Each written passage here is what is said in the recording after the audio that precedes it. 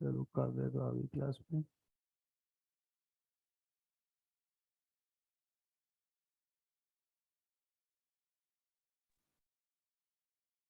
आज हम लोग मेन चीजें पढ़ने वाले हैं। मोदी जी का इजिप्ट का दौरा हुआ, मोदी जी का यूएस का विजिट हुआ, और उसके अलावा एक जेंडर गैप इंडेक्स है। आपको याद रखना है, पहले क्वेश्चन जो है ना वो ऐसे आते थे कि इंडिया का रैंक कौन सा है, नंबर वन पे कौन सी कंट्री है। But over the time period क्या हुआ है कि जो भी इंडेक्स होता है ना, उसके पैरामीटर्स होते हैं, किस पैरामीटर में इंडिया सबसे अच्छा, किस में सबसे बुरा, वो सारी चीज अपने को चेक करनी है। मैंने प्राइम बना दिया उसका, अभी शेयर भी कर दूंगा तुम लोगों के साथ। तो कुछ बच्चे और हैं इसमें।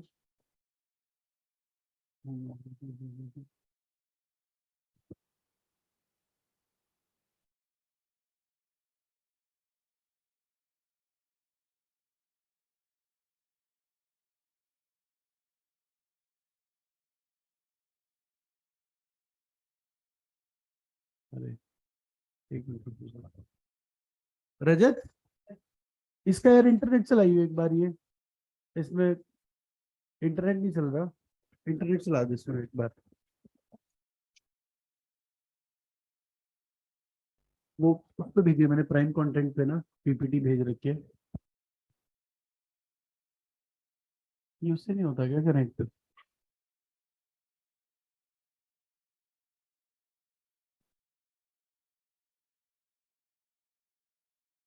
तो हो गया, आगे कनेक्ट नहीं होगा तेरा?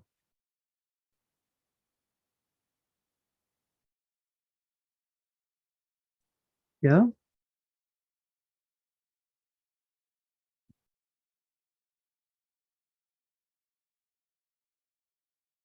हम्म,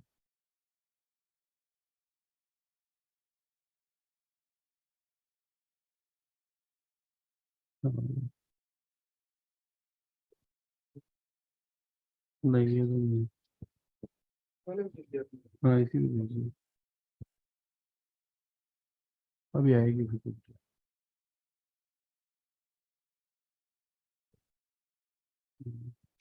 बस ठीक है, मैं कर दो।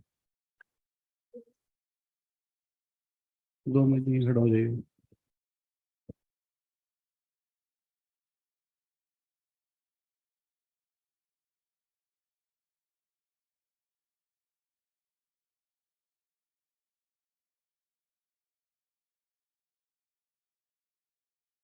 बाकी सब्जेक्ट्स कैसे चल रहे हैं?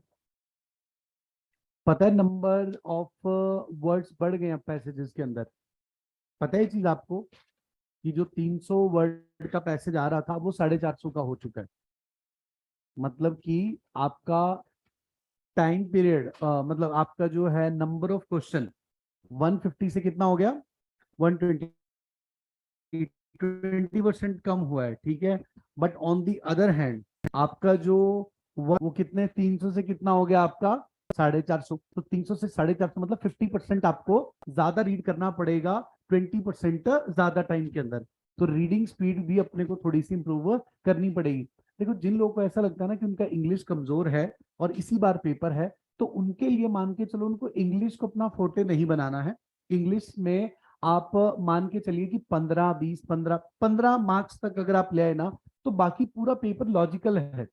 कि अगर आपको ये पता है कि क्वेश्चन में पूछा है अजम्पशन, तो हम अजम्पशन का आंसर देंगे। क्वेश्चन में पूछा है कंक्लूजन, तो हम कंक्लूजन देंगे। क्वेश्चन में इन्फ्रेंस पूछा है, इन्फ्रेंस का आंसर देंगे। यूजली सीआर में गलती पता है क्या करते हैं बच्चे? वो बोलते हैं कि वो सोचते हैं कि कौन सी बात सच है। बात तो ये सच है, बट उसने क्या पूछा अपने से, इन्फ्रेंस पूछा है। तो अपने को कॉमन सेंस से क्रिटिकल रीजनिंग क्लियर हो जाता है। लीगल, मेरे ख्याल से लीगल का तुमको नॉलेज भी हो चुका है और लीगल आपका थोड़ा सा डेवलप हो चुका है, तो लीगल में भी आंसर आ जाएंगे। जीके प्योर आपका ऐसा है कि मिक्स है, रटना भी है प्लस साथ में थोड़ा सा दिमाग भी लगाना है। इकोनॉमी या फिर आपका एक दो क्वेश्चन आता है जिसमें आपका दिमाग भी लगता है। डीआई का पार्ट, डीआई प्रॉपरली मेहनत का काम है। अगर आप अच्छी मेहनत करोगे, आप डेली 1 घंटा लेके अभी बैठ सकते हो, अगले 50 दिन तक रूल बना लो कि ज्यादा ज्यादा बड़े टारगेट मत रखो। पहले हम एनएलयू में जाएंगे, उसके बाद हम एनएलएसआईयू का सोचेंगे। क्योंकि अगर आपने डायरेक्टली ये सोचा कि मैं एनएलएसआईयू में जाऊंगा, तो शायद बहुत बड़ी मुश्किल हो जाएगी। हायर एक्सपेक्टेशन खुद से। पहले एक बार एनएलयू जाने का सोचेंगे कैसे, कि जो जो चीजें हम कर सकते हैं पहले वो तो करें, जो एक्सट्रीमली डिफिकल्ट चीजें बच्चे उनको पिक कर लेते हैं। और कभी भी किसको फॉलो नहीं करना है आपको, अपने किसी भी टॉपर की स्ट्रेटजी को बिना कंसल्ट किए आप लोग फॉलो नहीं करोगे, क्योंकि टॉपर है उसके ऑलरेडी, अगर पहले मॉक में किसी बच्चे की 70-80 आ रहे हैं ना बेटा, तो उसका इंग्लिश ऑलरेडी हमसे अच्छा है। हमको ऐसा बनना है कि हम पहले से अपना बेस्ट वर्जन बन जाएं, हमको जैसे हम पहले थे ना उससे आज हमें अच्छा करना है, ठीक है। अपना मेन ऑब्जेक्टिव ये होना चाहिए। और चलिए शुरू कर लेते हैं थोड़ा सा इसको भी। हमारे पास जो है 3 टॉपिक है आज के मेजर।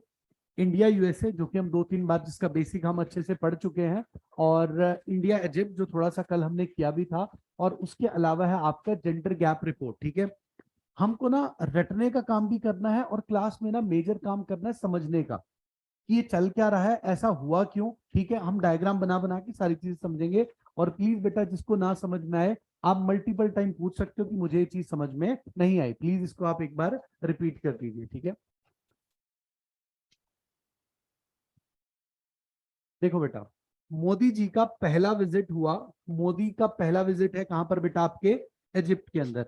इजिप्ट की अगर हम लोग बात करें, ये है मिस्र, हिंदी में इसको क्या बोलेंगे हम आपका, मिस्र। इसकी राजधानी है काहिरा, आज के टाइम पे इंग्लिश में हम उसको क्या बोलेंगे आपका, कायरो। यहाँ पे सबसे मेजर चीज जो शायद आपने बचपन से देखी भी होगी, इजिप्ट का नाम आते ही हमारे दिमाग में आते हैं ममीज, पिरामिड्स, ये 2-4 चीजें हैं। और बाद में अगर थोड़ा पढ़ने लगे तो सुएज कैनाल भी दिमाग में आ सकता है। अभी मोदी जी का विजिट हुआ, ये है अब्दुल फतेह अल सीसी। ये अल सीसी अंकल हैं, इन्होंने मोदी जी को इनवाइट किया। मोदी जी के गले में आपको ये माला जो दिख रही है, ये इनका हाईएस्ट ऑर्डर है। मतलब कि आप ऐसा समझिए कि जैसे कोई भी सर्वोच्च नागरिक है ना, जिसने इजिप्ट के लिए या ह्यूमैनिटी के लिए जो सबसे अच्छा, या तो मानवता के लिए या इनके देश के लिए आपका बलिदान टाइप से कुछ किया हो, उसको अवार्ड आपका दिया जाता है, ठीक है। इसका नाम है ऑर्डर ऑफ नाइल।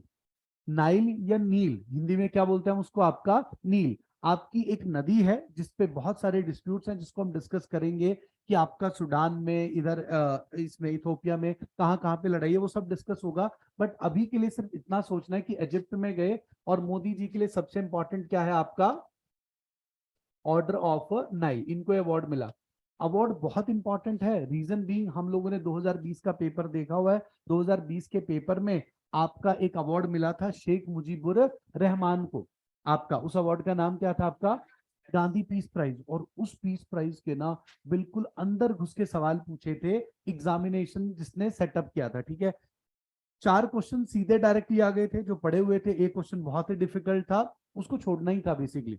अगर आपको नहीं आता है क्वेश्चन, आपको क्या करना है, स्किप द क्वेश्चन। ऐसा नहीं करना कि हमको टॉपिक आता है तो हम 5 अटेम्प्ट करेंगे, 5 अटेम्प्ट करने में क्या हो जाएगा, खराब हो जाएगा, अपना नुकसान ज्यादा हो जाएगा उसके अंदर, ठीक है। Prime minister Modi concluded his 2-day Egypt visit and departed for New Delhi from Cairo. Cairo से आ चुके हैं। Egyptian President Abdel Fattah al-Sisi also conferred Modi with Order of Nile Award, the country's highest state honor. इनके देश का सबसे highest civilian पुरस्कार यही है। अब सिविलियन ऑर्डर जो है ना, इंडिया का कौन सा है सबसे हाईएस्ट, भारत रत्न। आपको याद रखना है, भारत रत्न जो है वो आपका हाईएस्ट ऑर्डर है। भारत रत्न से रिलेटेड बहुत सारी चीजें होंगी, एंड आई वुड सजेस्ट कि आप लोगों को एक बार रीड करना है। There are many disputed names related to Bharat Ratna. जैसे देश का संविधान बनाने वाला आदमी कौन है, भीमराव अंबेडकर को जल्दी मिलना चाहिए था, लेट मिलना चाहिए था, बहुत जल्दी मिलना चाहिए था, बट उससे पहले मिला एनटी रामा राव को। एनटी रामा राव जिसने AIADMK बनाई। अब वो था, वो मूवी देखी हो शायद किसी ने या सुना हो, डर्टी पिक्चर आई थी एक, उसमें वुमेनाइजर, एक सीरियल वुमेनाइजर आदमी जिसने एक पार्टी बनाई जो एक हीरो था, उसको पहले अवार्ड मिला, और देश के संविधान के रचयिता को आपका बाद में भारत रत्न का अवार्ड आपका मिला। इवन आपके जो सुभाष चंद्र बोस जी हैं, उनके बारे में बहुत बात होती है कि उनको मिलना चाहिए, बट उनकी फैमिली क्या बोलते हैं, हम इसको एक्सेप्ट नहीं करेंगे। Can anyone tell me why they are not accepting Bharat Ratna? Time की बात नहीं है, वो लोग बहुत आहत हैं। 28 अगस्त 1945 को ना एक प्लेन क्रैश हुआ, और उसके अंदर ताइपी के अंदर प्लेन क्रैश हुआ, उसमें डेथ हो गई सपोजिटली किसकी, आपके सुभाष चंद्र बोस की। बट यू वॉन्ट बिलीव 1946 से लेकर 1967 तक ना लगातार आपकी इनकी पूरे परिवार की क्या की गई है, जासूसी। आपको कुछ सीक्रेट क्या होते हैं, हमारे अपने होते हैं। अगर किसी को पता चले, अभी तुम में से 20 का तो कोई हुआ भी नहीं होगा, कि 18 साल तक जो भी तुमने किया है वो किसी को सारी चीज पता है, तुम्हारे ऊपर कैसा बीतेगा, कि इन्वेजन ऑफ प्रिवेसी, कि भैया हमारी प्राइवेसी पूर्ण रूप से भंग हो चुकी है। सब कुछ पता है कि तुम्हारा क्रश फ्रश क्या था क्या नहीं था, सब कुछ A to Z सब कुछ पता है। जो भी पाप तुमने किए हैं सब किसी को पता है, तो तुमको बुरा लगेगा। अब जब भी जासूसी होती है उसका प्रोटोकॉल होता है कि 20 ईयर्स के बाद ना उन रिपोर्ट्स को आप पब्लिक कर सकते हो। बट अभी तक उन रिपोर्ट्स, सारी रिपोर्ट्स को पब्लिक नहीं किया गया। ये लोग क्या बोलते हैं, इनके परिवार के लोग क्या बोलते हैं, कि जब तक हमारी जासूसी की रिपोर्ट्स को आप पब्लिक नहीं करोगे तब तक हम लोग एक्सेप्ट नहीं करेंगे किसको, भारत रत्न को। बताओ ये चीज समझ आई सबको? अच्छा, सबसे यंगेस्ट बंदा कौन है जिसको मिला भारत रत्न? सचिन रमेश तेंदुलकर, भारत के क्रिकेटर हैं, सबको पता है उनके बारे में, तो आपके वो रहेंगे। अच्छा, असाइनमेंट आप लोग बना सकते हो किसके ऊपर, भारत रत्न के ऊपर। लेटेस्ट कब मिला, किसको मिला, कितने लोगों को एक बार में मिल सकता है, how many females, first female कौन थी, सबसे पहले स्टेज पे जब 3 लोगों को मिला, सबसे पहले स्टेज पे कौन चढ़ा था, ये सारे क्वेश्चन जो है आप भारत रत्न से रिलेट कर सकते हो। ये समझ में आया सबको? अब कोई पूछे ऑर्डर ऑफ नाइल क्या है आपका, highest civilian order of Egypt. Egypt को हिंदी में क्या बोलेंगे बेटा आपका, मिस्र। ठीक है, अब देखो इजिप्ट विजिट के अंदर मोदी जी ने अलग अलग कार्य किए, ये तो ब्रीफ था उनका। Order of Nile, order of Nile कुछ अभी रटने वाला काम है बेटा, कि ऑर्डर ऑफ नाइल की उनका सबसे सर्वोच्च पुरस्कार कौन से ईयर में मिला। कोई भी मत लिखो भाई, कोई भी कुछ भी मत लिखो प्लीज, रिक्वेस्ट है, मत लिखिए कुछ भी, है अवेलेबल सारा कुछ। ये मेहनत सारा कुछ जो कार्य किया जाएगा वो आप ही को मिलने वाला है, तो प्लीज मत लिखना, ठीक है? जो एक्स्ट्रा होगा मैं लिखवा दूंगा बेटा। 1915 में आपका ये अवार्ड क्या हुआ, इंस्टीट्यूट हुआ सबसे पहले, पूरा पढ़ेंगे हम इसको। Order of Nile is conferred upon head of states, ये मिलता किसको है, हेड ऑफ स्टेट्स को, आपके क्राउन प्रिंसेस को। जहां पे मोनार्की है वहां पे क्या होते हैं आपके crown princess, and vice president who offer Egypt और ह्यूमैनिटी, या तो इजिप्ट या फिर ह्यूमैनिटी को इनवैल्यूएबल सर्विसेज। ये रात भी मैंने करवाया था कि या तो मानवता की सेवा करे आपका, या फिर आपका किसकी सेवा करी हो जिसने आपके इजिप्ट की, उसको कौन सा अवार्ड मिलेगा बच्चों, आपका ऑर्डर ऑफ नाइल। ये चीज समझ में आई सबको? The order of Nile is a pure gold collar consisting of 3 square gold units. इसमें क्या आपके 3 स्क्वायर वाला आपका क्या रहता है, गोल्ड यूनिट। एक ऐसा मतलब 3 स्क्वायर साथ में जोड़ के हेक्सागन की शेप बन जाती है ना बेटा, आप 3 स्क्वायर्स को जोड़ोगे आपस में तो एक हेक्सागन का शेप बन जाएगा। आप 3 स्क्वायर को कभी भी आपस में जोड़ के देखना, 2 ऊपर आपने ऐसे जोड़ दिया और एक नीचे की साइड से आपने स्क्वायर को ऐसे जोड़ दिया, तो ये क्या बन गया आपका, एक हेक्सागन। ठीक है, consisting of 3 square gold units comprising, इसके अंदर क्या आपका फेरोनिक सिंबल्स इसके अंदर आपको मिलेंगे। पहली यूनिट जिसमें ऊपर की तरफ, मतलब 3 स्क्वायर अगर मैं बात करूं तो जो ऊपर वाला स्क्वायर है, यहां पर नजर आ रहा है आपको, ऊपर की तरफ स्क्वायर जो है, ये ऊपर वाला जो स्क्वायर है resemble the idea of protecting the state against the evils, कि पहला बताता है कि भैया अपने राज्य को बचाने का, स्टेट मतलब यहाँ पे हम बात कर रहे हैं आपकी किसकी, इजिप्ट की। ठीक है, second one resemble prosperity and happiness, दूसरा बताता है तरक्की और खुशी, और तीसरे वाला नीचे की तरफ जो स्क्वायर है आपका, and the third one refers to the wealth and endurance, आपका धन दौलत के बारे में आपको यहाँ पर बताया जाता है। बताओ ये चीज समझ में आई? शेप क्या रहेगी उसकी, हेक्सागन। कितने उसके अंदर स्क्वायर एडेड है आपके, 3। पहला क्या बता रहा है बेटा आपका, नहीं फ्रेंड्स नहीं, आपका पहले वाला, the first unit resemble the idea of protecting the state against the evil. दूसरे में क्या आ गया आपका, प्रोस्पेरिटी एंड हैप्पीनेस, और नीचे वाले में क्या आ गया आपका, वेल्थ एंड इंड्योरेंस। ठीक है, the 3 units are connected to one another by a circular gold flower decorated with turquoise and ruby। ये आपस में किससे कनेक्टेड है आपके, by a circular gold flower decorated with turquoise and ruby। ठीक है, hanging from the collar is a hexagonal pendant। और फिर नीचे की तरफ भी क्या है जो मोदी जी का दिख नहीं रहा था यहाँ पे, मतलब माला तो है ही है, उस माला के अंदर भी अलग अलग ये है आपके स्क्वायर एडेड जो आपस में है, और नीचे की तरफ भी क्या आपका एक पेंडेंट है जो किस शेप में है आपका, हेक्सागोनल फॉर्म के अंदर एक पेंडेंट आपको मिलेगा। The middle of the pendant there is a protruding symbol representing the Nile that brings together the north and south. ये आपका नॉर्थ और साउथ को कनेक्ट करने वाला एक पेंडेंट आपको यहाँ पर नजर आता है। बताओ समझ में आया? ऊपर आपकी तीन चीजें बताई, नीचे की तरफ जो पेंडेंट है हेक्सागोनल शेप उसमें रिवर दे रखी है जो ज्वाइन कर रही है किसको? आपके नॉर्थ और साउथ को। बताओ क्लियर हुआ? पक्का? चलो, थोड़ा सा मुश्किलें रखने वाला काम है। फिर मोदी जी कहाँ गए? War memorial. इंडिया में भी वॉर मेमोरियल है या नहीं है? कहां पर है? इंडिया गेट के पीछे की साइड है, और मतलब आगे बोलो पीछे बोलो सेम ही चीज है अभी के लिए, ठीक है। तो इंडिया गेट के पास है, क्या है वहां पर? क्या है मेन चीज, क्या है उसके अंदर?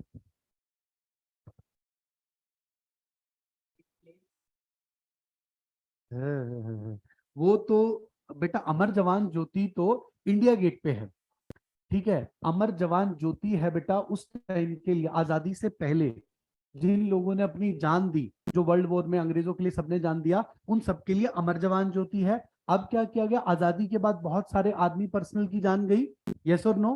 उन लोगों के लिए क्या किया गया? उसके अगली साइड में ना सर्कुलर फॉर्म में बना के रखा हुआ है बेटा आपका। इसके अंदर अलग अलग चक्र हैं, ठीक है। यहाँ पर जितने भी जवानों ने देश के लिए जान दी है ना, इसके अंदर उन सबके क्या लिखे हुए हैं? आपके नाम लिखे हैं। आप उस चक्कर में जाओगे, आपके तीन चक्कर हैं वहां पर, तीन सर्कल हैं, उसके अंदर आप जाओगे, वीर चक्कर, ये चक्कर, मतलब कई चक्कर हैं उसके अंदर। उन चक्कर के अंदर किसका नाम लिखा हुआ है? आपका, जिन जवानों ने कब जान दी है आपका?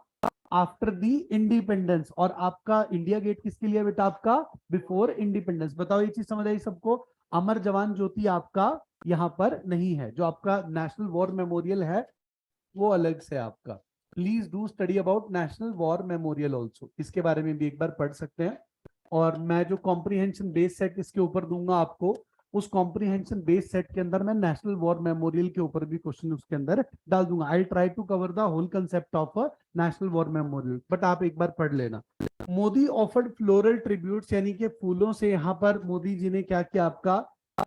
ये आप इसको मान के चलिए, इसका नाम है हेलियोपोलिस कॉमनवेल्थ वॉर सिमेट्री। आपका प्रथम विश्व युद्ध, द्वितीय विश्व युद्ध, इन सब में भारतीयों ने अपनी जानें दी, बट ये फर्स्ट वर्ल्ड वॉर से रिलेटेड है। भारत के लोगों की जान की कीमत इतनी ज्यादा नहीं थी, किसके लिए? ब्रिटिशर्स के लिए। तो जहां पे भी इन्होंने राज किया, कॉमनवेल्थ का मतलब क्या है बेटा? जहां जहां पर अंग्रेजों ने राज किया उस एरिया को हम क्या बोलते हैं? आपका कॉमनवेल्थ बोलते हैं। तो उस कॉमनवेल्थ के अंदर आपको याद रखना है कि उस कॉमनवेल्थ के अंदर आपका हम लोगों ने क्या किया? आपका अपनी जान दी, आपके 4000 भारतीयों ने, और इन लोगों को आपका ट्रिब्यूट दिया किसने? आपके नरेंद्र भाई मोदी जी ने। बताओ क्लियर है सबको ये चीज?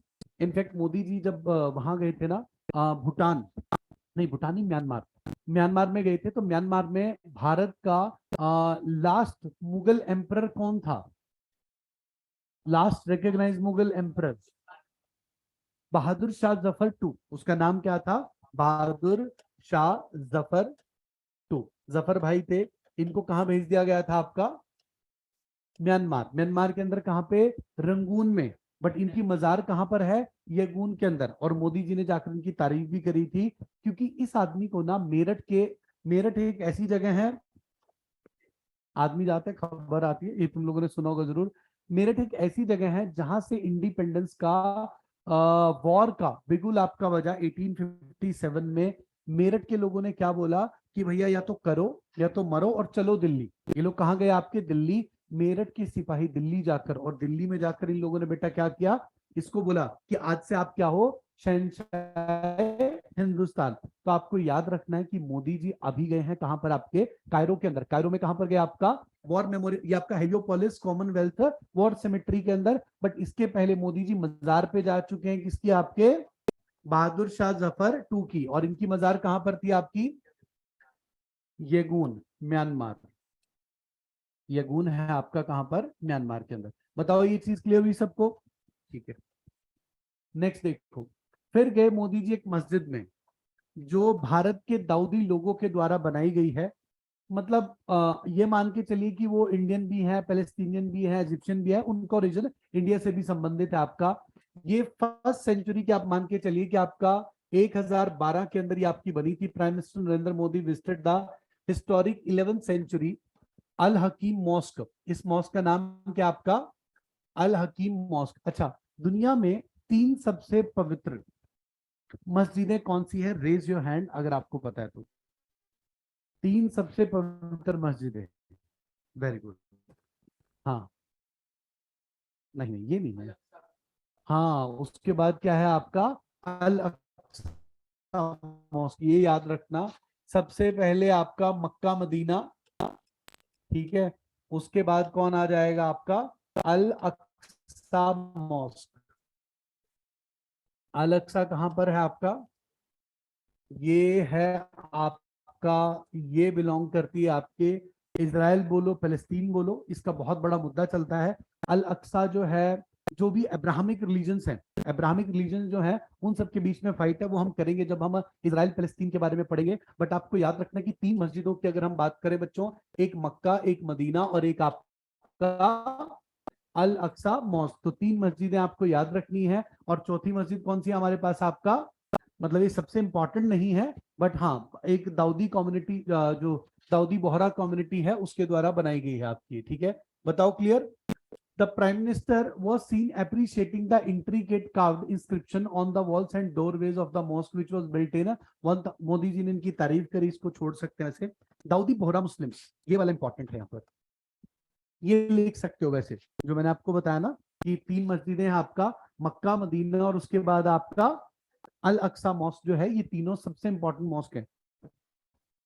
ये 3 सबसे इंपॉर्टेंट आपकी मस्जिदें हैं।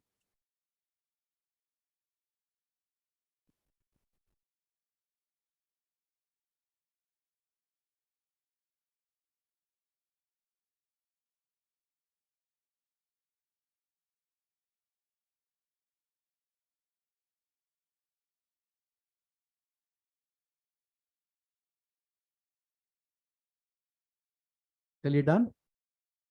ओके।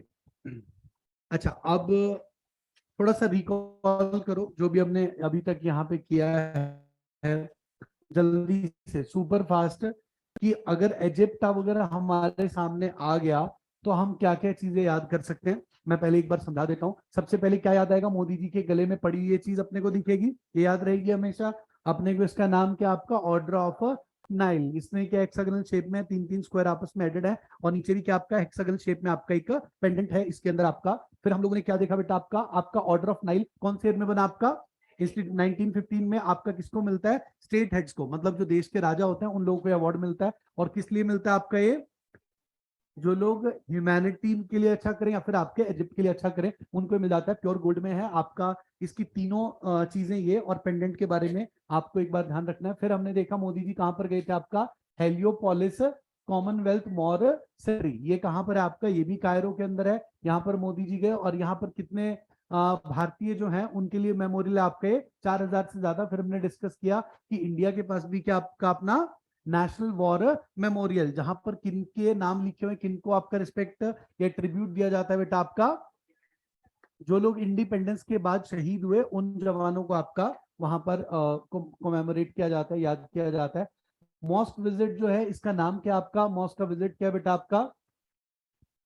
अल हकीम मॉस्क। फिर मॉस्क के थ्रू हमने क्या समझा कि एक मक्का मदीना और एक आपका अलग सा, 3 मॉस्क आपकी सबसे ज्यादा इंपॉर्टेंट रहने वाली है। जल्दी से लिखो फटाफट, 30 सेकेंड्स में जो भी आपको रिकॉल हो वो आपको लिखना है। 30 सेकेंड्स।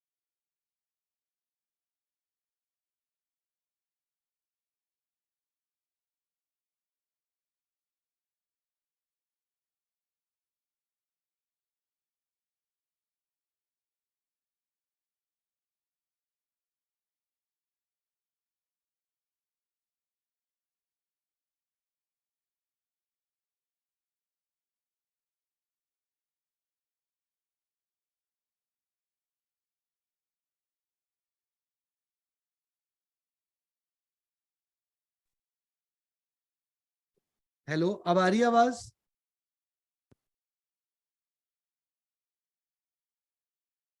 अरे लोग ऐसे ही बैठे हैं तब से।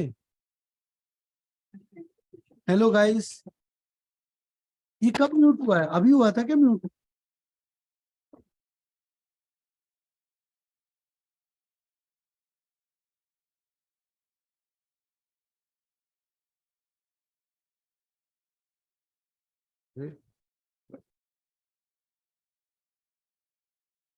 तुम लोग क्या समझ रहे थे?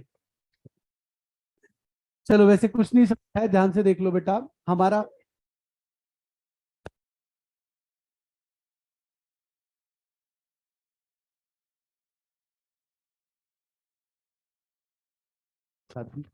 देखो बेटा इधर, हमने जो मेन चीज पढ़ी है ना, वो ये पढ़ा है कि पहले हमने यूएई को दोस्त बनाया, अब अगला दोस्त हम बेटा बना रहे हैं आपके किसको? इजिप्ट को। सो दैट कि ये जो ग्रेट अरब फ्री ट्रेड एरिया है ना, गाफ्टा जिसको हम बोलते हैं, इस सब के साथ हमारी दोस्ती हो सके और इनको भी हम अपना सामान जो है, अपनी मैन्युफैक्चर्ड गुड्स जो है वो इनको ट्रांसफर कर सके। ठीक है, समझ में आया बच्चों सबको?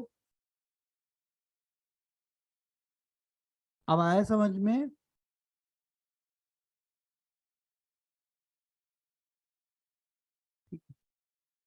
चलो, कितना ही बताया था।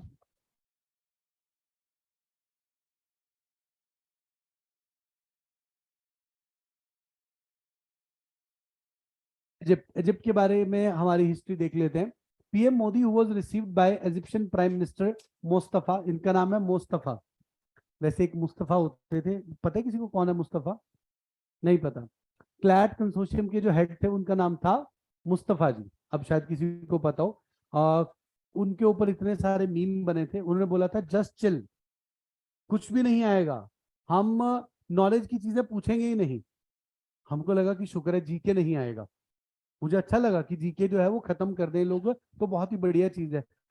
उन्होंने बोला कुछ भी बाहर से नहीं आएगा, उल्टे सीधे क्वेश्चन डाल दिए। फिर उसके बाद उनकी लड़ाई हुई सबसे, उनका कई कोचिंग वालों से, मतलब जैसे वो नहीं लगा देते कि टेस्ट सीरीज लगा देते हैं कि 6,000 कट करके 3,000 में टेस्ट सीरीज, वो वाला जो होता है।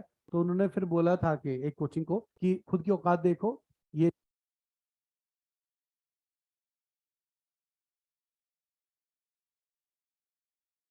से लेकर उसको देख सकते हो एक बार।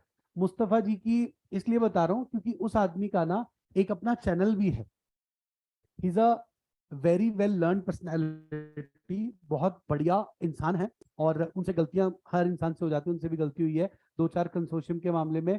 बट अगर आपको लीगल अवेयरनेस के बारे में, कि जो भी करंट लीगल इश्यूज हैं उसके बारे में पढ़ना है, तो आई डोंट थिंक कि इंडिया में उनसे बढ़िया कोई लीगल अवेयरनेस पढ़ा सकता है। वो वीसी रहे किसके? नालसार के। डिवाइड बहुत बड़ा है नालसार के अंदर भी, कई उनके फैन हैं, कई बच्चे उनके अंगेंस्ट में चलते हैं, बट उस आदमी से बढ़िया लीगल अवेयरनेस कोई भी नहीं पढ़ा सकता। आपको राम मंदिर के बारे में जानना है, कोई भी चीज आपको जाननी है, उनका यूट्यूब चैनल आप जाके देख सकते हो। हमने तो अनसब्सक्राइब कर दिया था। चलिए, PM Modi was received by Egyptian Prime Minister Mustafa on his arrival at Cairo and was accorded a ceremonial welcome, became the first prime minister to visit country since 1997। ये शायद गलत लिख दिया है, 2008 में शायद वो भी गए थे, मनमोहन सिंह, डॉक्टर मनमोहन सिंह गए थे आपके 2008 में। एक बार हम क्रॉस चेक जरूर करेंगे इसको। यहाँ पे लिखा हुआ है, मैंने भी कॉपी किया था कहीं से, बट मैंने ये भी पढ़ा कि 2008 में डॉक्टर मनमोहन सिंह जी का विजिट आपका कहाँ हो चुका है? आपके इजिप्ट के अंदर। ठीक है। India and Egypt are two of the greatest ancient civilisation in the world and our ties go back to more than 4,000 years. आज से 4,000 साल पुराने हमारे रिश्ते हैं आपस में। एक्चुअली एम्पर अशोका, जो आपके अशोका नहीं, वैसे अशोक बोलेंगे हम इसको, हमारे जो अशोक राजा थे, refer to Egyptian king Ptolemy two in the 3rd century BC. In recent year आपका ठीक ठाक रिश्ते आपके इस टाइम पे चले हैं। रुको एक बार, मैं आपको ना बना के दिखाता हूँ थोड़ा सा, काफी इंपॉर्टेंट चीज है ये। देखो इधर, इंडिया जो है ना, यहाँ पर जो सिविलाइजेशन चलती थी बेटा, उसका नाम था क्या आपका? हाँ, ये वाली जो सिविलाइजेशन है ना, यहां से लेकर यहां तक, इसका नाम क्या था आपका? Indus Valley civilisation. इसमें थी 7 रिवर्स। ठीक है, 7 रिवर्स के ऊपर काम होता था, चिनाब, झेलम, इंडस, रावी, ब्यास, सतलुज और सरस्वती। 7 नदियों का देश था, इसलिए इसको हम क्या बोलते थे आपका, सप्त सिंधु। इसको क्या बोला जाता था आपका, सप्त सिंधु। और फिर बोलने लगे इसको हम क्या, आपका सिंधुस्तान। और फिर भारत पे अटैक किया किसने आपके, आप मान के चलो कि आर्यन इन्वेजन हुआ, और उस टाइम पर वो स को क्या बोलते थे, ह। आप किसी को बोलो कि बोल साहिल, अंग्रेज को पकड़ के बोलो कि से साहिल, वो बोलेगा हा हिल, ठीक है। तो वो स को हा बोलते थे, और इसलिए भारत का नाम सिंधुस्तान से क्या हो गया, हिंदुस्तान। जगन बड़ा खुश हो रहा है इस बात पे, कह रहा अभी अंग्रेज को पकड़ूंगा जाके और बोलूंगा बोल साहिल इसी में ऐसे ही जीवन बीत जाएगा। चलो इधर बेटा, चलो इधर आगे बढ़ो। इधर आपका जो सिविलाइजेशन थी उसका नाम था मेसोपोटामिया। यहां पर थे आपके मेसोपोटामिया वाले लोग। मेसोपोटामिया ने हम लोगों को जो दिया है वो दिया है ग्लास, कांच। कांच अगर कोई आपसे पूछेगा कांच कहां से है आपका, मेसोपोटामिया से। और मेसोपोटामिया के इधर आती थी कौन सी सिविलाइजेशन आपकी, इजिप्शियन सिविलाइजेशन, ठीक है।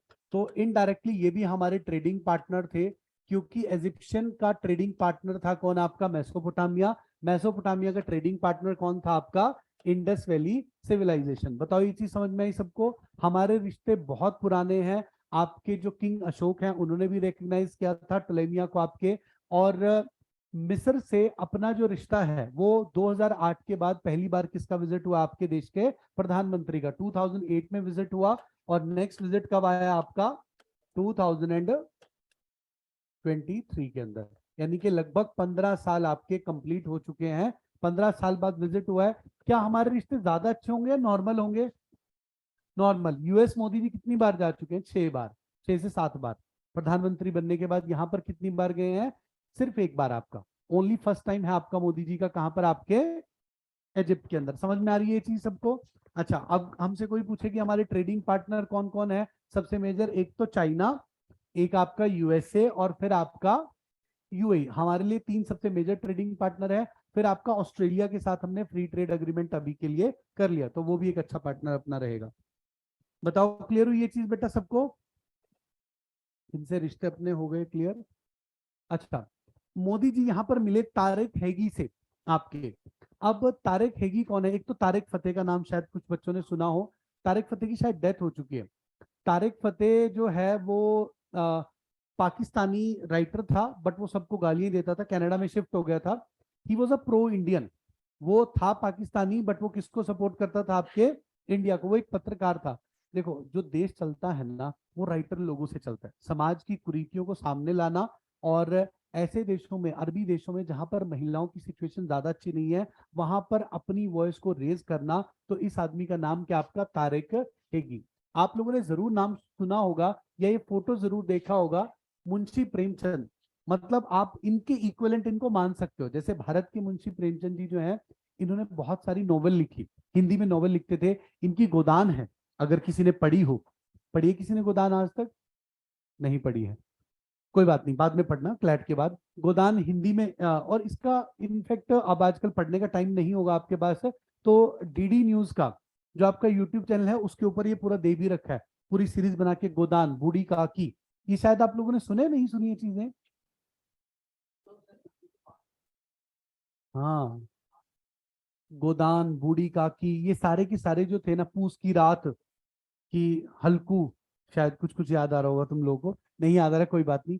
समाज की कुरीतियों को ना जब आप लिख के समझाते हो ना, तो यंग जनरेशन के दिमाग में बहुत अच्छे से चीजें बैठ जाती हैं कि बूढ़ी काकी क्या थी, बूढ़ी काकी इतना चटोरी क्यों थी वो काकी, उसके बारे में सब लिखना, अपनी बातों को पूरा अच्छे से समझाना। इस आदमी ने समाज की कुरीतियों को ना बहुत अच्छे ढंग से कहानियों में पिरो के ना समझाया।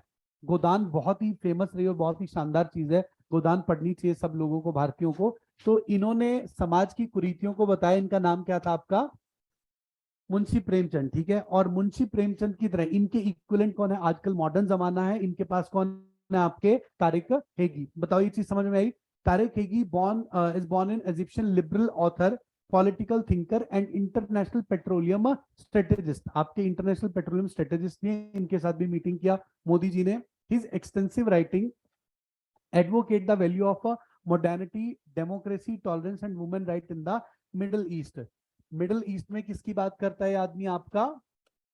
वुमेन राइट्स की। बताओ ये चीज समझ में आई? आपको जरूर याद रखना है इनके बारे में, और इनको जरूर आगे जाकर कोई ना कोई अवार्ड जरूर मिलेगा कि आपका नोबेल पीस प्राइज टाइप, इस टाइप की पर्सनैलिटी आदमी बन चुका है। इसका नाम क्या आपका?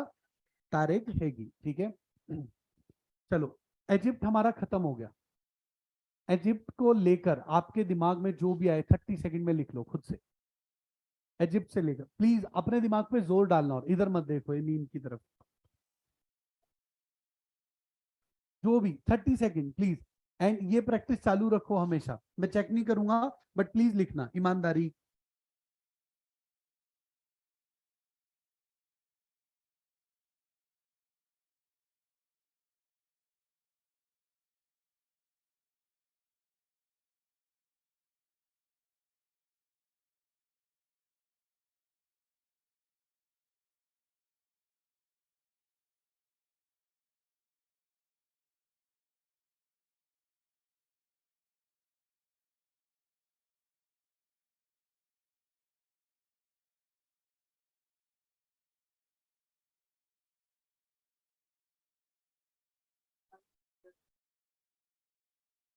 पूरे के बारे में 1 मिनट ले लो पूरा।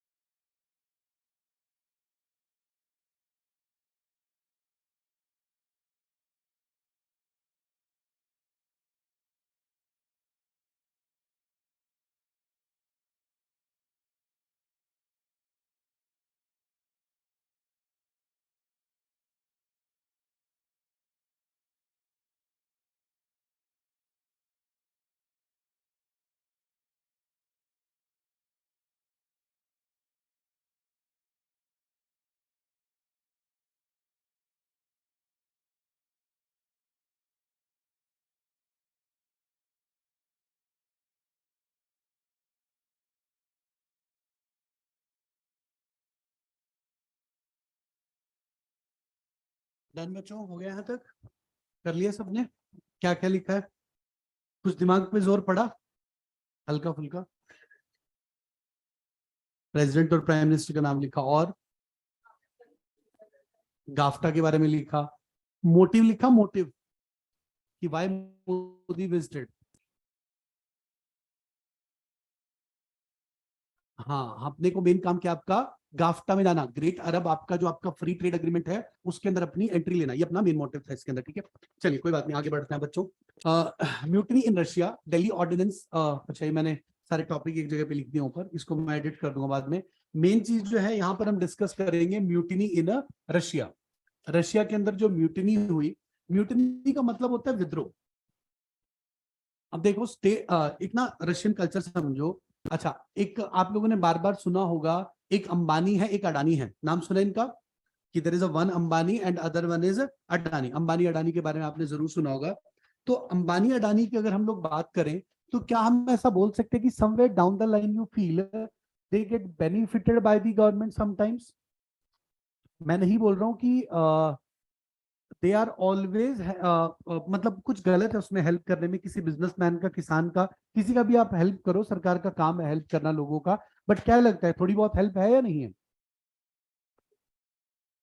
डिबेटेबल टॉपिक है, but somewhere down the line we can say they got real help from the government, ठीक है। अगर आप नहीं भी मानते तो आप ऐसा समझो कि जब भी ना आपकी सरकारें अपने क्लोज फ्रेंड्स की मदद करें और उन उसके क्लोज फ्रेंड ही आपके मेन इंडस्ट्रियलिस्ट बन जाएं, इसको बोलते हैं ओलिगार्की सिस्टम। तो ओलिगार्की सिस्टम में क्या हुआ कि इन लोगों ने काम किया, रशियन लोगों ने क्या काम किया, इन्होंने ना, आपने मूवीज अगर देखी हो, स्पाई मूवीज जो होती हैं, कई लोग ना प्राइवेट कॉन्ट्रैक्टर बन जाते हैं, प्राइवेट मिलिट्री बन जाती है। 1,000 लोगों की प्राइवेट मिलिट्री बनाई, ठीक है। 1,000 लोगों की प्राइवेट प्राइवेट मिलिट्री थी, उसका नाम क्या था आपका? वैगनार।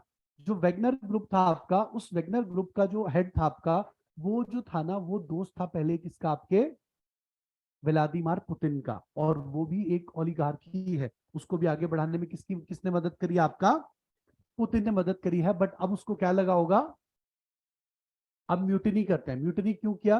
क्योंकि ये स्टेट फंडेड तो जरूर है, बट एक प्राइवेट आर्मी है, जैसे हमारे इंडिया में एक ही आर्मी है ना, ठीक है। बट ये ऐसी फोर्स है कि प्राइवेट मिलिट्री बना ली किसी ने, कि मैं बोलूं कि ठीक है हम लोग भी एक सेना बनाएंगे, प्राइम सेना, पीएस सेना, ठीक है। हम लोगों ने मिलकर एक सेना बना ली और लोगों को भी जोड़ लिया आसपास के, कि ठीक है ये हमारी सेना है, अब कोई काम है तो बताओ।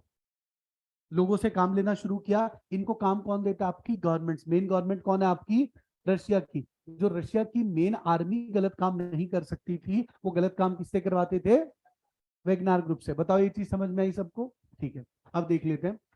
The Wagner group, also known as PMC Wagner, is a Russian paramilitary organisation founded in 2014। क्या ईयर याद रहेगा अपने को? फाउंडिंग ईयर पूछा जा सकता है बेटा। Wagner at its peak had about 50,000 mercenary recruits, many of them ex-prisoners fighting in Ukraine.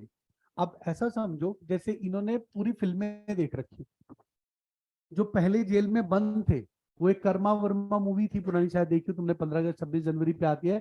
उसमें जेल से निकाल के लोगों को आपका क्या किया गया? ट्रेन किया गया। इसमें भी लोग कौन है आपके? जेल के अंदर जो बंद थे क्रिमिनल, उन्हीं को क्या बना दिया गया? आपका आर्मी पर्सनल यहाँ पर बना दिया गया। The group has operated for years on battlefields in the middle east, Africa and Latin America. मतलब ये रशिया की प्रॉक्सी है। इस रशियन मिलिट्री का प्रॉक्सी का नाम क्या? आपका वेगनार ग्रुप। आपका वेगनार ग्रुप क्या कर रहा था? मिलिट्री है, बट प्राइवेट मिलिट्री है किसकी? आपके रशिया की, ठीक है। इधर देखो, Wagner played a significant role in the Russian invasion of Ukraine, for which it recruited prison inmates from Russia on front line combat.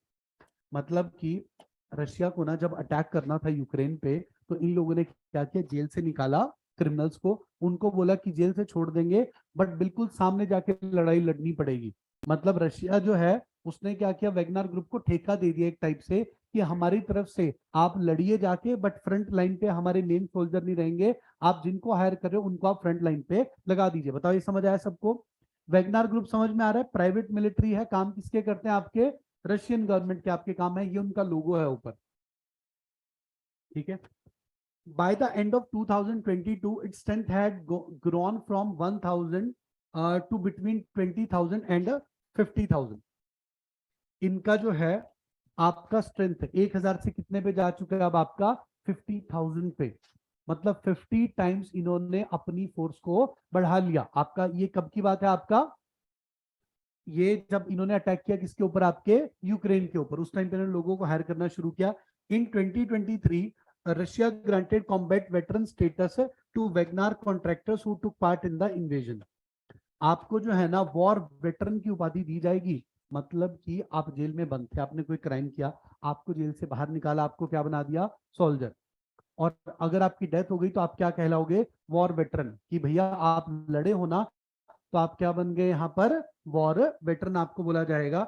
अब देखो इससे सबसे ज्यादा मजा किसको आएगा, यूएसए को। वो बोल रहे हैं कि शाबाश मेरे चीते, ये काम तूने बढ़िया किया है, क्योंकि जब आपके घर में ही कलह हो जाए ना, तो बाहर वाले मजे लेंगे। यहाँ पर मजे कौन लेगा आपका बेटा, यूएसए। बताओ क्लियर हुआ चीज, ये कौन है आपका, अरे यूएसए। चलो, तुम लोगों ने मूवी नहीं देखी है ना, देखिए किसी ने मूवी, गुड, तुम लोग अपने समय से आगे हो, जैसे मूवी अपने समय से आगे थी। ये मूवी इतनी शानदार है, इतनी बढ़िया है, और ये मूवी फ्लॉप थी। अंदाज अपना अपना ऐसा flop movie, crime master Gogo, जो एक आइकॉनिक करेक्टर बना आगे जाके, तो वो मूवी जो है वो मूवी फ्लॉप है, क्योंकि इसकी प्रमोशन नहीं, पता नहीं, और लोगों को लगा कि अपने टाइम से बहुत आगे की मूवी है, हम नहीं देखने इसको जाएंगे, और ये मूवी हो गई आपकी फ्लॉप। ठीक है, चलो वापस आ जाओ। वेगनार का स्टांस देखते हैं, यहाँ पर क्या बोल रहा है, ये वेगनार ग्रुप क्या बोल रहा है, chief of Russia Wagner private military company, private military company, इसको पीएमसी बोलेंगे हम आपका, PMC Wagner staged the short lived mutiny, थोड़े से टाइम के लिए, मतलब क्या हुआ है, आपका ज्यादा बड़ी लड़ाई नहीं है, छोटी सी लड़ाई है आपका, against the countries defence establishment, pushing Russia into an unprecedented internal security crisis. आप इसके अंदर क्या किया गया आपका, कि भैया इंटरनल सिक्योरिटी क्राइसिस आ चुका है। इनका ऐसा मानना है, the chief of Wagner group, आपके जो प्रिगोजिन है, level serious accusation against leadership of Russia. ये लोग क्या बोल रहे हैं, कि अब रशिया की मिलिट्री ने पहले तो हमको आगे कर दिया, अब रशिया की मिलिट्री हमारे ऊपर क्या कर रही है, अटैक कर रही है, कि पहले आगे इनको कर दिया कि तू उसको जाके मार, जब उसको मार दिया तो सामने वाले को आपने मार दिया, फिल्मी कहानियां चल रही है पूरी। Wagner group also release the video accuse, इसने वीडियो रिलीज कर दिया, in an attempt to address their grievances Wagner forced embarked on a march of justice towards Moscow. इन्होंने क्या किया, मार्च ऑफ जस्टिस निकाला, मतलब एक जुलूस निकाला, march of towards Moscow, resulting in clashes and significant damage. Wagner क्या बोल रहे हैं आपके पुतिन को, यहाँ पर माफ कीजिए ठीक नहीं हो रहा है, आप गलत कर रहे हैं, और ये पुतिन क्या बोल रहे हैं, मेरी मर्जी। पुतिन इज अ पर्सन जो किसी की नहीं सुनता। पुतिन एक ऐसा आदमी, कई बच्चों को भी पुतिन बोलते हैं ना, कि जो शरारती बच्चा होता है आजकल उसका नाम क्या रख दिया जाता है, किसी इज अ पुतिन, ये नहीं सुनेगी किसी की भी। तो ये कौन आदमी है यहाँ पर आपका, पुतिन, सबसे डेंजरस आदमी है पूरी दुनिया में। सोच के देखो, सबसे ज्यादा एरिया किसके पास है, रशिया के पास। सबसे ज्यादा डायमंड किसके पास है, रशिया के पास। सबसे ज्यादा ऑयल एंड गैस किसके पास है, रशिया के पास। तो भैया इनके पास पैसा बहुत ज्यादा रखा हुआ है, और इसीलिए खुश रहते हैं, कोई दिक्कत ही नहीं है। इधर वॉर हो रहा है, ये आदमी जिम में आराम से जिम कर रहा होता है, मतलब भाड़ में जाए सब कुछ। चलो, अब जब इनको बोला कि इधर आओ बताते हैं वेगनार ग्रुप को, तो इन्होंने बोला कि भारी गलती हो गया, माफ कर दीजिए प्लीज। और इनको क्या बोला कि चलो ठीक है, तुम्हारा काम खत्म, अब तुम जा सकते हो। वेगनार ग्रुप की जो म्यूटनी थी वो बड़ी शॉर्ट लिव थी, मतलब आपकी प्राइवेट मिलिट्री आप ही को गाली दे रही है आकर, बट ये क्या था आपका, लंबा चला है, बहुत कम टाइम के लिए चला आपका, बहुत कम टाइम के लिए आपका ये चीज यहाँ पर चल पाई। ठीक है, चलिए अब बात करते हैं सबसे इंपॉर्टेंट चीज की आज, gender gap index. But you guys understand by gender gap,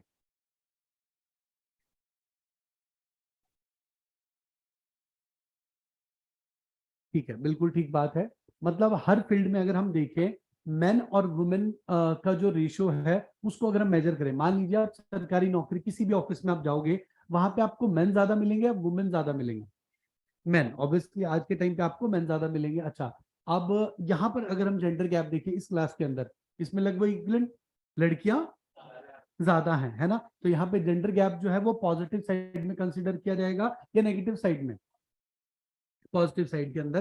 तो जेंडर गैप की बात जो है वो एक चीज की नहीं है, पैसे की भी बात है। आप खुद सोचो, आपके घर में एक जनरेशन पहले या इस जनरेशन में भी क्या सारी महिलाओं को पूरा हक मिलता है, पूरे पैसे मिल जाते हैं, उनकी अपनी कमाई होती है पूरी, खुद की इनकम है, खुद की इनकम हो सकती है डेफिनेटली। भाई जिसकी मम्मी काम करती है उसके पास हो सकती है, क्यों नहीं हो सकती। जिनकी मम्मी का खुद का काम है उनके पास हो सकता है, but in most of the cases, ज्यादातर केसेस में, इवन तुम छोटे शहरों में भी चल जाओ, बड़े शहरों में भी चल जाओ, महिलाओं के पास उतनी इकोनॉमिक इंडिपेंडेंस नहीं है, उतने पैसे नहीं है। पॉलिटिक्स में अगर आप जाओगे, आपने देखा कहीं कहीं पे कोई लड़की खड़ी है कि हमारी मांगे पूरी करो, मैं आज बताऊंगी, that is a one case. कुछ बहुत ही कम महिलाएं होती हैं जो आपकी पॉलिटिक्स में भी आगे निकल पाती है। इंडिया में तो फिर भी अच्छा है, इंडिया में पॉलिटिकल एम्पावरमेंट मिल चुका है, इवन कई जगह पे रिजर्वेशन मिल चुका है महिलाओं को कि 33% आपके पास है, फीमेल होनी ही चाहिए। क्योंकि whenever you are making a rules and regulation, मान लो आप एक म्युनिसिपालिटी को ही आपको ऑर्गेनाइज करना है, ठीक है, अगर वहां पे सारे मेल बैठे हुए हैं तो क्या कोई भी प्रो वुमेन रूल बन सकता है? क्या एंटी वुमेन रूल बनने के चांसेस हैं कि इनको बोलो यार ये घर में रहे, इनको बोलो स्कूटी पे जाना अच्छी बात नहीं होता? बट अगर वहां पर 33% वुमेन रहेंगी तो कैन वी से कि वहां पे वुमेन का रिप्रेजेंटेशन अच्छा हो गया, तो उसकी वजह से आप डिस्पैरिटी नहीं कर पाओगे। समझ में आई ये चीज सबको? जेंडर गैप इंडेक्स के बारे में जानते हैं थोड़ा। इसमें इंडिया ने इंप्रूव किया है, सारे इंडेक्सेस में इंडिया फेल रहता है, बट यहाँ पर इंडिया ने बढ़िया परफॉर्म किया है। जगन इधर देखो, ये कौन से नंबर का एडिशन है बेटा इसका? 17। ये भी पूछ लिया जाता है कौन से नंबर की रिपोर्ट आपकी आई है। Has been released by the World Economic Forum. अब ये वर्ल्ड इकोनॉमिक फोरम को भी जान लो थोड़ा सा। ये क्या करता है वर्ल्ड इकोनॉमिक फोरम जो है ना, अलग अलग रिपोर्ट निकालते हैं, इसकी तो रोज ही रिपोर्ट आती है। ये पब्लिक प्राइवेट पार्टनरशिप पे चलने वाला है। आप ये समझो, कोई भी अगर यूनिक चीज है ना, आज के 15 साल पहले, 10 साल पहले ना, आप मान ही नहीं सकते थे कि YouTube can be a career as well. ठीक है, तो ये लोग क्या करते हैं, जो भी ना unique ways to earn money कुछ भी होता है उसको प्रमोट करते हैं। मान लीजिए जैसे भुवन बाम का आपने नाम सुना होगा, कॉमेडियन है, थोड़ी अडल्ट मिमिक्री करता है, बट उसको ना इन्होंने इनवाइट किया, दे इनवाइटेड हिम, ताकि पूरी दुनिया को ना उनकी स्टोरीज पता चले, और उससे मोटिवेशन मिलेगा या नहीं मिलेगा? यूजली बच्चे मोटिवेशन पे रन करते हैं, आपने देखा पड़ोस में कोई काम कर रहा है तो आपका भी वो करने का मन किया तो आप उस चीज के ऊपर चल पड़े। तो सिमिलर मैनर में ये काम कौन करता है बेटा? आपका वर्ल्ड इकोनॉमिक फोरम। तो आपको याद रखना है, जो भी न्यू वेज इकोनॉमी के अंदर आए हैं पैसे कमाने के, उस पर रिपोर्टें कौन निकालता है बेटा? आपका World Economic forum. Evaluating the status of gender parity across 146 countries. Global gender gap stands at 68.4%, indicating a modest improvement of 0.3%। मतलब गैप कितना अभी भी आपका 68.4% का गैप अभी आपका एग्जिस्ट करता है। At the current rate of progress, अगर इसी दर पे हम लोग चलते गए तो हमको 131 साल लगेंगे जेंडर गैप को कवर करने के लिए। मतलब हमें से कोई भी जिंदा नहीं बचेगा अगर यही रेट रहा आपका। Iceland has maintain the position. Iceland कौन से नंबर पे आपका?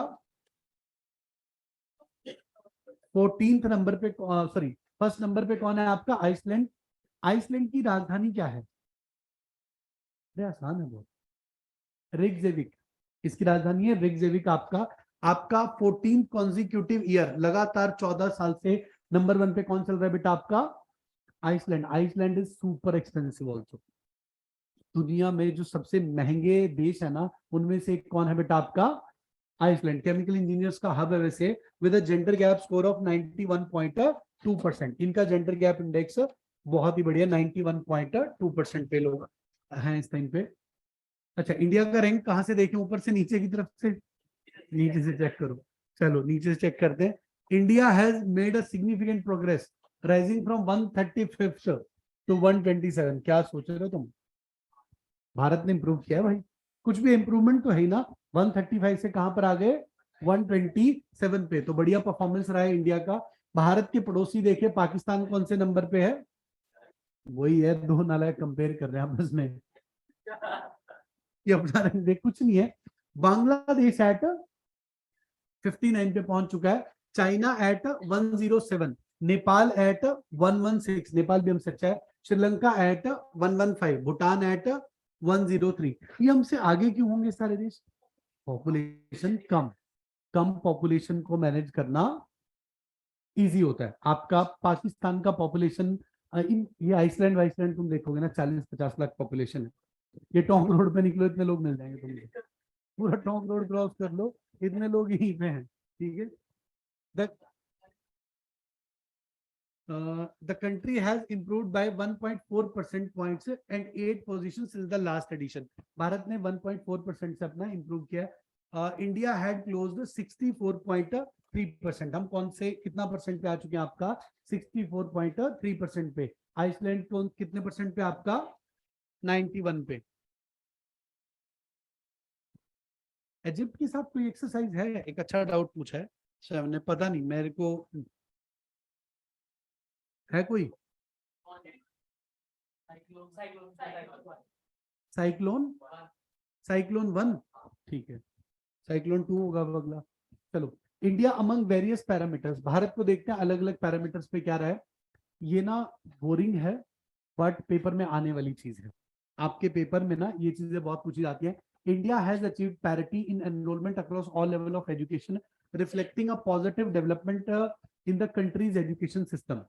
मेल और फीमेल एनरोलमेंट में आपका जो डिफरेंस था वो धीरे धीरे कम होता गया है। अब फीमेल्स को भी आपके घर वाले क्या कर रहे हैं?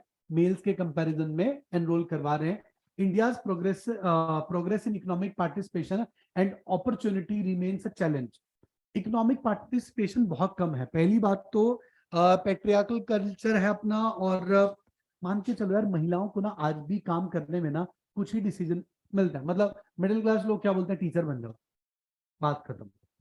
ठीक है, लॉयर बन जाओ, आज के टाइम पे थोड़ा अपग्रेड हो गया। जो ज्यादा अमीर लोग हैं उनके पास पैसे, वो डॉक्टर बन जाएंगे। इसके अलावा महिलाओं को ज्यादा करियर में आपने देखा बहुत कम चांस होगा कोई मैकेनिकल इंजीनियर लड़की तुमको दिख जाए। होते हैं, ऐसा नहीं है कि नहीं होती लड़कियां इंजीनियर आपका, बट आपको बहुत ही कम क्राउड मिलेगा। इकोनॉमिक पार्टिसिपेशन, क्योंकि आपने क्या किया, you have limited the scope for them. आपने एक जेंडर के लिए लिमिट कर दिया कि आप टीचर बनो। ठीक है, आप टीचिंग में ही अच्छे हो, या आजकल थोड़ा बहुत एमबीए के अंदर कर लो, बट आपको इतना पार्टिसिपेशन आपका अवेलेबल नहीं है। और यही इंडिया के लिए आपका सबसे बड़ा कारण है। क्या हम बोल सकते हैं कि ये बड़ा चैलेंज है इंडिया के लिए कि इकोनॉमिक पार्टिसिपेशन जो है वो हमारा इक्वल नहीं है महिलाओं का? यहाँ पर समझ में आया? दुकानदारों पे आप चले जाओ, कितने दुकानदार होंगे जयपुर में, उनमें से कितने परसेंट महिलाएं होंगी?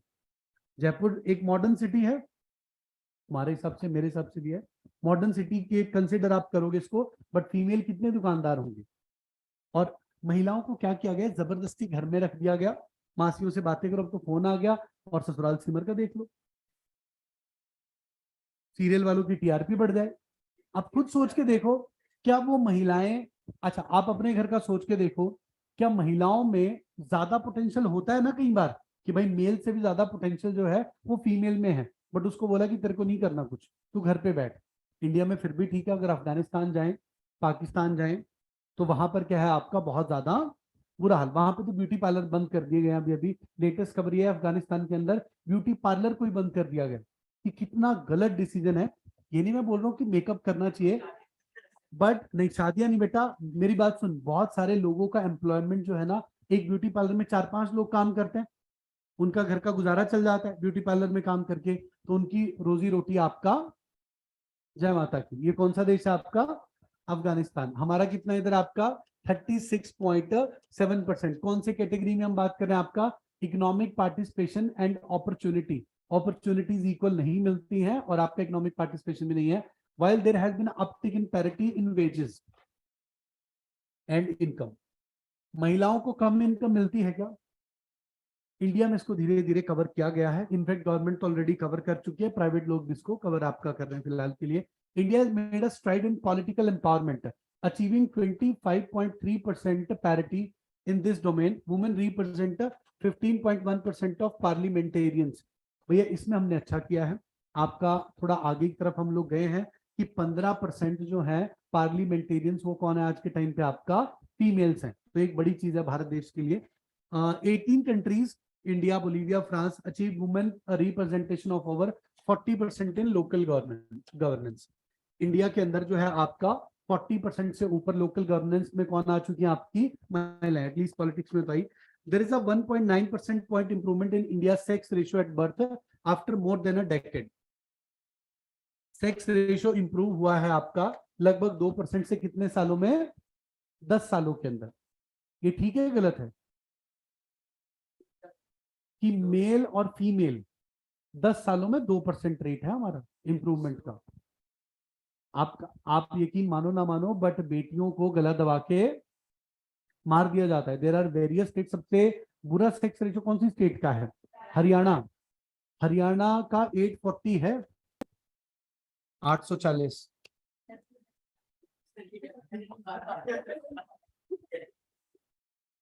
ठीक है, अच्छी बात है। हाउएवर इंडिया अलोंग विद,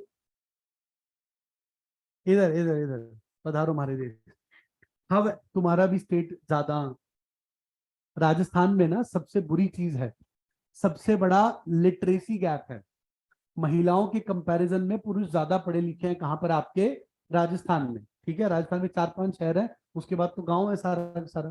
चलो, however India along with Vietnam, China and Azerbaijan still have relatively low score on the health and survival sub index due to skewed sex ratios। आपका जो है ना, हमारा लो स्कोर है किसमें? आपका हेल्थ एंड सर्वाइवल में। इसको आप ऐसे समझो कि महिलाएं बीमार हुई और पुरुष बीमार हुआ, ज्यादा प्रायोरिटी किसको मिलेगी? पुरुष। चल, ये पैरामीटर्स होते हैं इसके, मैंने बता दिया। से हेल्थ एंड सर्वाइवल है बच्चों, पॉलिटिकल एम्पावरमेंट है, एजुकेशन अटेनमेंट है, इकोनॉमिक पार्टिसिपेशन एंड अपॉर्चुनिटी है, पुरुष। चलो, क्या कर रहे हो?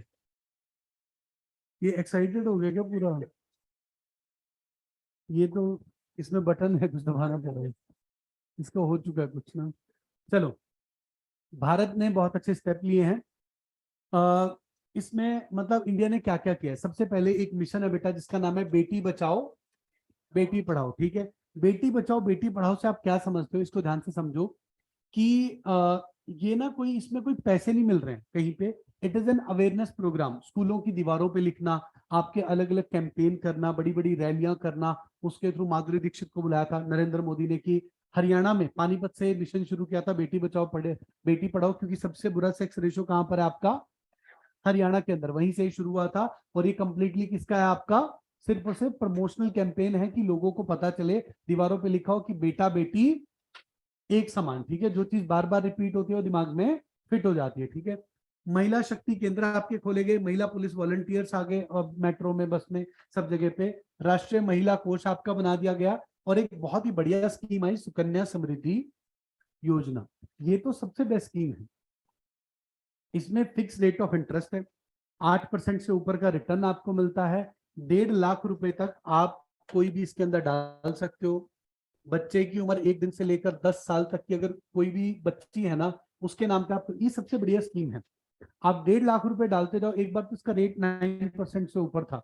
जो स्मॉल सेविंग स्कीम्स होते हैं ना, इंटरेस्ट रेट चेंज होते रहते हैं, सबसे ज्यादा इंटरेस्ट इसी स्कीम के अंदर मिलता है। सरकार की जितनी भी स्कीम है, 1.5 लाख तक आपने इन्वेस्ट कर दिया, 10 साल तक का बच्चा है उसके लिए आप बना सकते हो। और इन्वेस्टमेंट आप करोगे सिर्फ 14 ईयर्स के लिए। अगर आपने 14 ईयर्स तक लगातार 1.5 लाख रुपए डाल दिया इसके अंदर, तो आपके 21 लाख होने चाहिए अकाउंट में। मान लो 1 साल की लड़की थी, 22 साल की हो गई, उसके अकाउंट में कितने पैसे हो जाएंगे? 85 लाख से ऊपर इंटरेस्ट लग रहा है उस पर, कंपाउंड इंटरेस्ट लगता जा रहा है। ठीक है, आपने 14 में छोड़ दिया था, अब लड़की की उम्र जो है, अगर ये 22 की हो गई, ठीक है, इसके अकाउंट में लगभग 1 करोड़ है। सुनो मेरी बात, अभी तो रुक जा, अभी रुक, पैसा ही पैसा नहीं, पैसे से भी ज्यादा पैसा होगा। अगर ये लड़की बोले कि मुझे अभी शादी वादी नहीं करनी, मुझे कुछ नहीं करना, और इस अमाउंट को पड़ा रहने दो, जब तक ये लड़की चाहे ये इसको एक्सटेंड करा सकती है। 26 की एज में पहुंचेगी तो 1.5 करोड़ से ऊपर का अमाउंट आपका हो जाएगा। और जब ये इंटरेस्ट रेट ज्यादा था तो पहले ही 1 करोड़ 14 लाख रुपए हो गया था। लोगों ने तो अपनी सेविंग जो है इसमें डाल दी, कह रहे बेटी है अपनी। बट बेटी का मन है, बेटी बोले पापा I am really sorry, wanderlust ये वो सब कुछ घूमने के लिए अगर वो बोले कर सकता है। अच्छा, क्या ये बताओ, चाहे बेटी पिताजी को वापस दे ना दे, बट क्या बेटी एम्पावर्ड हो गई या नहीं हो गई? बेटी एम्पावर्ड हो गई। और इसमें एक और अच्छी चीज है कि अगर 18 साल की बच्ची हो गई, उसको एनएलयू जाना है, फीस के पैसे नहीं है, तो आप इसमें से पार्शियल विड्रॉल कर सकते हो। Plus you can also take a loan on this account. इस पे आपको लोन भी यहाँ पर अवेलेबल हो जाएगा। बताओ समझ में आई ये चीज सबको? ये सबसे बढ़िया स्कीम है, इंटरेस्ट रेट 8% से ऊपर मिलता है, और 1.5 लाख रुपया आपका क्या रहेगा यहाँ पर? आपका इन्वेस्टमेंट आप कर सकते हो मैक्सिमम, ये मैक्सिमम, और ये टैक्स फ्री है। आप जो भी पैसे इसमें डालोगे वो आपकी इनकम में काउंटर नहीं होने वाला। फीमेल एंटरप्रेन्योर्स को थोड़ा सा सपोर्ट करने का यहाँ पर सोचा गया है। चलिए, World Economic Forum, the World Economic Forum is the international organisation for public private cooperation. आपका वर्ल्ड इकोनॉमिक फोरम जो है ना, ये मैंने बता दिया वैसे आप लोगों को ना, पब्लिक प्राइवेट है, काम क्या है इनका, आपका कोई भी न्यू वेज होंगे, कोई भी नई चीजों से रिलेटेड रिपोर्ट निकालेगा तो कौन निकालेगा बेटा, आपका World Economic forum. It was established in 1971। ये कब बना आपका, 1971, और है कहां पर, ये आपका जिनीवा स्विट्जरलैंड के अंदर। इसकी रिपोर्ट है एनर्जी ट्रांजिशन इंडेक्स, मतलब कि आप कन्वेंशनल एनर्जी से रिन्यूएबल एनर्जी की तरफ कैसे जा रहे हो, ये रिपोर्ट ये लोग निकालते हैं। ग्लोबल कॉम्पिटिटिवनेस रिपोर्ट, कि आप कितने कॉम्पिटिटिव हैं, ये रिपोर्ट आता है। आईटी रिपोर्ट आता है, इंसियाड का रिपोर्ट निकाल, ये आपका इसके साथ आता है। WF along with INSEAD and Cornell university publish this report. अच्छा, ये रिपोर्ट नहीं है, ये ग्लोबल आईटी रिपोर्ट है, इसके थ्रू आएगा ये। इंसियाड जो टॉप 20 स्कूल्स है, मतलब जो 20 स्कूल का मतलब है बेटा आपका कि जो जहां पर एमबीए की जाती है आपकी, उसको 20 स्कूल बोलते हैं। वर्ल्ड के टॉप 20 स्कूल में आता है इंसियाड और कॉर्नेल यूनिवर्सिटी। एक है ग्लोबल जेंडर गैप रिपोर्ट, एक है global risk report. Gender gap का तो समझ आता है सबको। Global risk report, risk report का मतलब है कि नेचुरल क्लैमिटी से आप कितना ज्यादा एक्सपोज्ड है। Global travel and tourism report, ये सारी रिपोर्ट कौन निकालेगा बेटा, आपका वर्ल्ड इकोनॉमिक फोरम। चलो ठीक है, यहां तक करते हैं। अभी तुम लोगों का सेशन भी है ना उसका, ठीक है, मैं ये पीपीटी शेयर कर देता हूँ तुम लोग के साथ ना।